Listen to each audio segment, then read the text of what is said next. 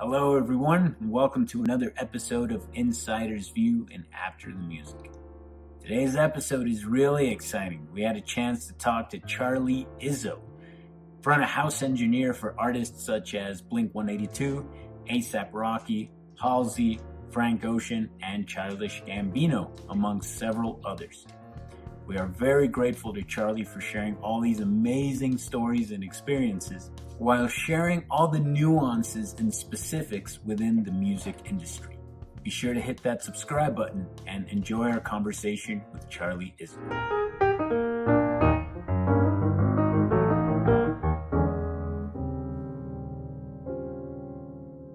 Charlie, thank you so much for joining us. Welcome to Insider's View and After the Music. How are you, man? I'm doing great, man. How are you? I'm doing awesome. Thank you so much for being with us today. And man, we have so much to talk about. It's been years since we've been virtually face to face. Yes. We have to change that soon. Absolutely. We must and we shall.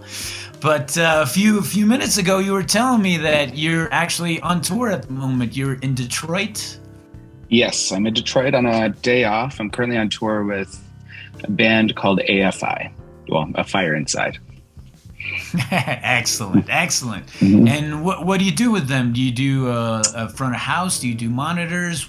Yes, I'm their front of house engineer. Awesome. So here, I'm actually quite sure that there's some people that might be viewing this right now that might have no clue what a front of house engineer actually does or what that entails. So could you tell us a little bit about it? Yeah, so essentially when it comes to a live show, there's kind of two main audio mixing positions. One is the monitor engineer, one is the front of house engineer. The monitor engineer is kind of backstage behind the scenes, and they're controlling what each band member hears on stage because they all have their own personal mixes. And then the front of house engineer is kind of the one that you see in the middle of the room behind the console that is mixing what the crowd hears. Awesome. So then if the crowd loves the show, props to the front of house guy. Yeah. Hopefully they do. Awesome. And how long have you been with these guys exactly, with AFI? This is it. This is the only tour I've done with them. It's just a month long. We had some mutual friends. They needed an engineer, so I've always liked their music and decided to come out and just have a little fun with them for a month. Very cool. Yeah. I think you kind of segued very well into the following questions, because you said a friend of yours kind of referred you or recommended you, I guess. Right. Yeah. How often does that happen in this business? Like, literally, does the next gig come from that? I would, in my position, I mean, I've been in the industry for about 20 years now, so it is about 90% of the jobs that come my way are just say, hey man, what are you doing? Are you free these days? Would you like to come work for this artist? Well, that sounds pretty good. So, I mean, that definitely must entail that obviously you have to be good at what you do, but along with that comes the fact a lot of networking. A lot of networking and being someone who it's easy to work with, you know? Like your personality, 100%. Your attitude. Yeah, I would say honestly, especially when it comes to touring, because you have to live with these people on the road, and it's a delicate ecosystem out here. I would say it's a good 60-40, almost 60% your personality and 40% your talents. No doubt. And how I mean, I would say that maybe I was there when you were just starting out. You definitely were, 100%. So how did this all begin? I mean, I remember you were working at House of Blues, sometimes doing house, sometimes doing monitors. Did that have a lot to do with you actually branching out and getting your first tour and all that stuff? 100%. I left college, I was going to school for computer science, which had nothing to do with music. It didn't work out. And I moved to Florida and was very fortunate enough to get the job at House of Blues just as a stagehand. And then I expressed an interest in going the audio road, and the older engineers there kind of showed me the ropes and would let me start kind of mixing opening bands, or I'd come in on my days off to mix, little tiny things just to kind of get behind a console. And then, from there, I got a job working for Disney and mixed some stuff for them. They sent me to some audio classes and stuff like that. And then had friends that were touring and just kind of jumped in and started from there. Man, that is awesome. That is awesome. Yeah. And as far as the House of Blues gig, how did you just literally go there one day and apply for a job, or were you recommended, or did someone? I was recommended.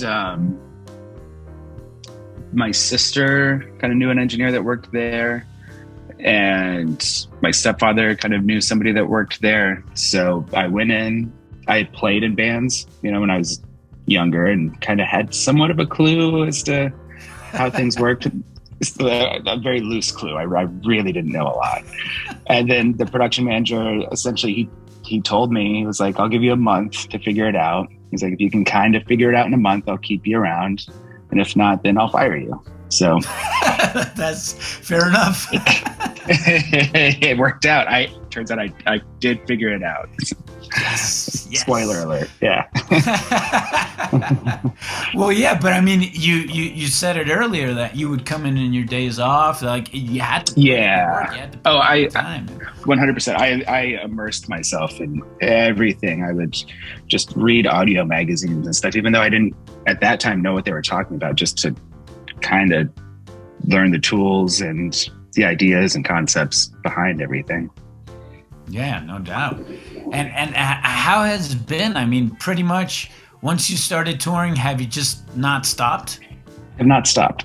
Yeah, no, that's it was like the first couple tours I did, I would meet people on the road, and that's kind of how it started. And, people liked my mixes. They liked what I was doing. They're like, man, you made this really bad room sound really good. Would you be interested in coming to work for us? And then that was early on. It was like a lot of emo bands and stuff back then. It was kind of how I got started in the whole thing. Man, that is awesome. And let's do a little name dropping. Who have you been working with throughout all these years? There's a lot. A lot. This year, I've primarily been with Halsey. She's been my main focus this year, but outside of that, I also did Dashboard Confessional this year. AFI, a little Portugal the Man, and I'll be doing Blink-182 next year. Oh, wow. So that means you might actually come to Mexico then. I will be, yeah. We'll talk after. I'll be there in March. We're going to hang out. Yes. Yeah. Very cool. Yeah. Very before that, cool. though, I've done pretty much every genre. I did, in hip-hop, I did Childish Gambino and Logic and A$AP Rocky. Rock, I've done The Naked and Famous, M83, I don't know, Frank Ocean. There's a lot out there. Yeah. But that's so cool. I mean, it's so interesting to see that from an engineer's point of view, and then from a fan or an artist's point of view. It's like they just can't believe that you've worked with all these people, and you're like, well, yeah. I mean, it's a show, it's a concert. There's interest. I have to make it sound good. Exactly. Yeah. And I appreciate kind of every genre and all forms and everything. And yeah, I kind of listen to everything, so it helps me be a versatile engineer in that way. There you go. I mean, that's actually another question I wanted to ask. How I mean, and you pretty much just answered it. Like, how has that expanded your work as far as not being just focused on one single genre? I only mix metal, I only mix rock, I only mix hip hop. That's pretty much I guess you would not recommend that, right? No, I would, unless, you want to be hyper-focused and you have zero interest in doing anything other than, metal's a good genre for that, because I feel some guys are just, that's what I do. Yeah. But, I also work for a lot of artists, that kind of cross the boundaries. And, Halsey's a good example. She's, primarily known as, a pop singer. But our show is actually pretty rocking, pretty heavy. Like, you'd almost think that you're at an industrial show or something, because wow. she crosses those boundaries, and it helps that I also know all of those boundaries and know how to mix up both sides of the coin. And as far as as soon as you started touring, have you been mainly a front of house guy? No. I go back and forth. I mean, these days, I mostly only want to do front of house. But there's still a couple artists that I'll do monitors for. But my career has been, probably a solid 50-50 down the middle of front of house and monitors. Yeah. Very cool. Very, very cool. And as far as the touring, have you done a lot of international touring or mainly national? I mean, I'm going somewhere with this. That's why. Yeah. A lot of international. I think I've been to around 58 different countries now. Wow, that is amazing. That is so cool. Yeah. And being the engineer, how much do you actually get to enjoy those other countries, or is it just sound check show? That's it. No, it depends on the artist. It depends on the tour. It depends on a lot of different things. I've been on tours. I've done a show. A good example is one time I had to fly to Singapore from Florida. I flew there. I was in Singapore for 12 hours and then flew back to Florida. Yeah, that happens, which is brutal. And sometimes it's just like show. You see absolutely nothing. But then there's times I was just in Europe for about 3 weeks and I did 4 shows. And the rest of the time I was just exploring and enjoying everything. Yeah. Very cool. Very, very cool. And how does the protocol work? I mean, you as the front, specifically as a front of house engineer, who do you have to, what's the actual chain of command? Like, who do you speak to make sure you have all the technical information? Are you there since load in? Do you only show up until sound check? Like, how do you usually do it? Because I mean, I know there's certain things that are just standard, but a lot of the time, sometimes some things work especially well because of how that engineer does it specifically. Right. See, that's all, it all varies by the size of the tour. There's some tours that I do that are smaller, just like a bus and a trailer behind it.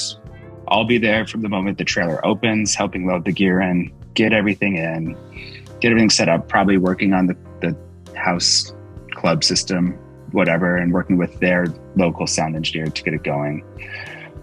And then I'm there, I'm there all day and really making sure everything happens. On a bigger tour, I have a production manager and a systems engineer that I trust. So, and a stage manager, and they get everything in the building. And I'll come in about 4 hours after they've done all of that, and I'll help my systems engineer get my console set up. But then him and I have to have a good relationship because he's in control of what the PA sounds like. And I just come in and listen to the work he's done, and then I start mixing on it for sound check, and then that's it. Very cool. It just makes so much sense. But there's just all these little details that just become automatic once you do it for a while. But at first, for sure, yeah. Who do I talk to? Who said there was an era of faking it till you make it, where I was like, I guess I'll show up and hope that things are cool, But now I'm much more dialed and just very like, I work with my production manager and we look ahead at things, and I know red flags and things like that to the fore and know exactly what I need to have a system that's going to produce the show that I, want to ultimately produce. And is the production manager the one person who gets all the info, like all the tech writers, and does she just share that information with you, and then you're like, all right, I can work with that, or how does it work exactly? Yeah, 100. That's it. That's 100% it. They'll, if it's a club thing with a system that's already installed, they'll reach out to the house production manager.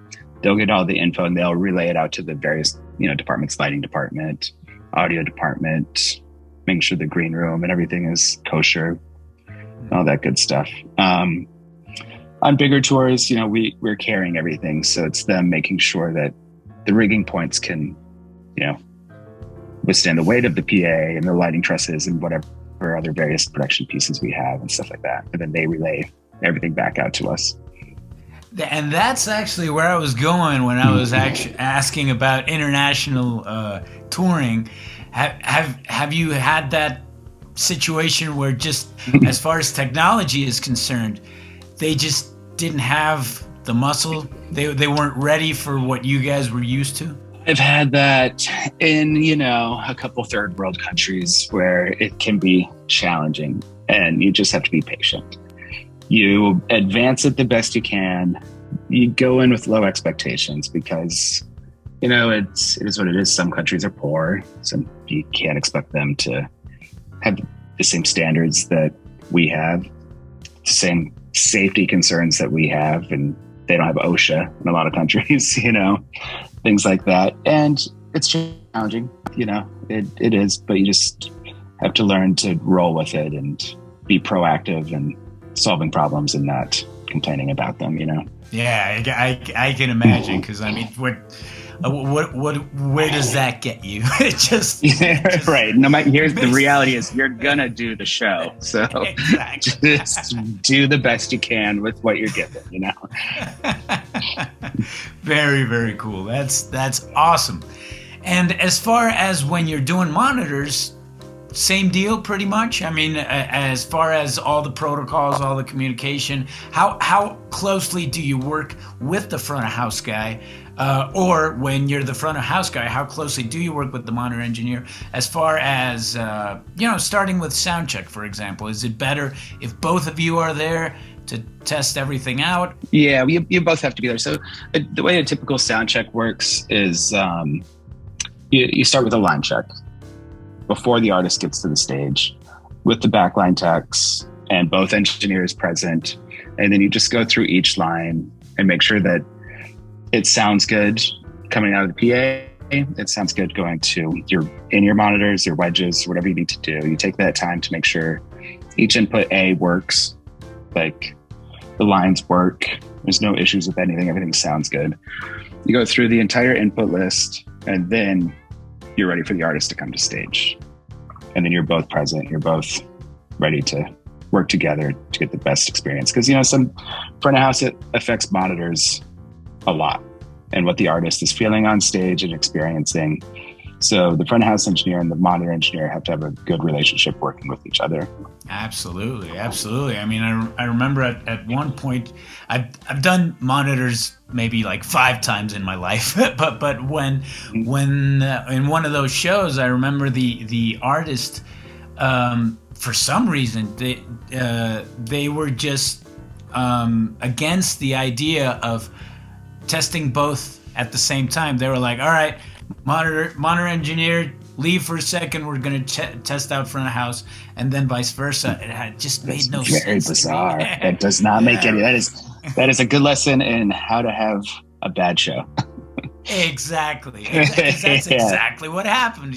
Right. Of course. Because I mean, during sound check, I was like, all right, I was being as diplomatic as I possibly could. Right. Yeah, of course. Yeah. I recommend that both of us are here. Let's try it with both of us sounding at the same time. Then we'll mute both and see if you're just getting like the bouncing. What you're hearing is just of course. The front of house, or is it actually coming from monitors? And it just, they were just against the idea, and obviously it was not a good show. Yeah, of course. Yeah, and sometimes it's tough, especially in like big giant amphitheaters and arenas with no people in it, and or sitting with people in it. The room and what the front of house engineer is doing affects the stage a lot. Oh yeah, a lot. Absolutely. Yeah, absolutely. And I mean, now that you've been doing this for a long time, do you have your small Padawans now? Are you someone's mentor? Yeah, there's run into people that you've actually recommended now, and you're like, oh, these little grasshoppers, it's my turn. 100%. Yeah, definitely. And I still I'll be sitting on my couch and I'll get a random panic phone call from one of my friends, just like, I'm staring at this console, it's doing this, what do I do? And I just, and I like being there to talk them through it and stuff, because if it wasn't for the people that were patient and taught me, then I wouldn't have my career. So I love being able to do that for anybody else. If the people are willing to work and show interest, then 100% I'll totally help you out. And do you have a or several people that you could literally just point out that these guys were my mentors? I mean, these guys were pivotal in as far as my career is concerned.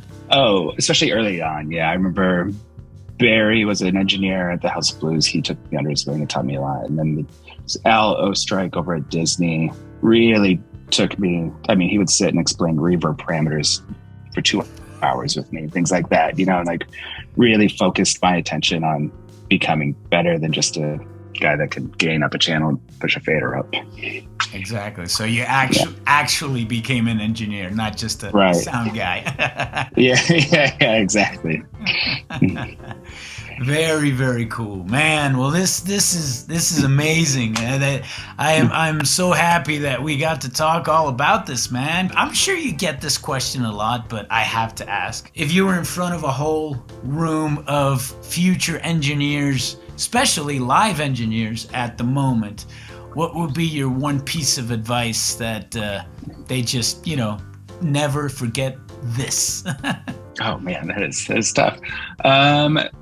It may sound lame, but it's so true in this industry, and it's totally, I owe my entire career to it, is this simple: be a good person, work hard, be patient, and good things will come to you.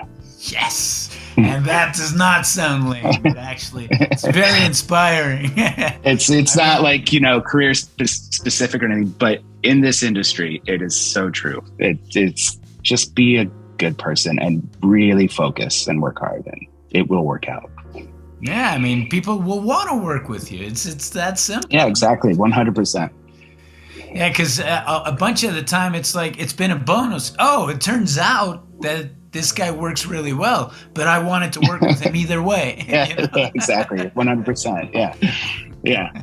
One last tech-oriented question before we go. That has to do with when you started doing this. Well, I guess actually began doing this full on. Did you actually have a transitional period as far as analog and digital, or when you began, it was already pretty much digital oriented as far as consoles are concerned? No, I started all analog, and my first few years was all analog, and that's all that I knew. Oh. And then I had to make the transition to digital, and it was scary for me at first. And I know now it's just nobody knows how to use an analog console anymore. Exactly. It's really funny. Yeah, I think a Yamaha PM1D was my first digital console. It was just a big one. And then it is an analog console, same fundamentals and everything. But now my workflow is hybrid. I mix on digital consoles, but I typically have a rack filled with analog gear that I run just to, bring back some of that harmonic distortion and tone and things that isn't quite in the digital realm. They say it is, but I don't know. I don't believe it. we know the truth. Yeah. It turns out real transformers and tubes do a lot. That's all. That's the question I get every single semester with my students. So, is there really a difference between analog and digital? Well, okay. I always tell them. Let me say this: if we want to have the debate of what's better, I pass. It's a matter of taste. You guys choose. 100%.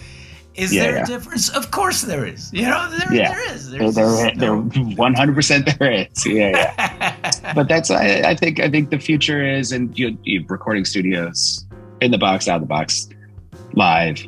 I think hybrid is a great way to go. The best of both worlds. No doubt. Awesome. Well, Charlie, once again, thank you so much for talking to us. This has been a pleasure, and it's likewise. Just this information is gold.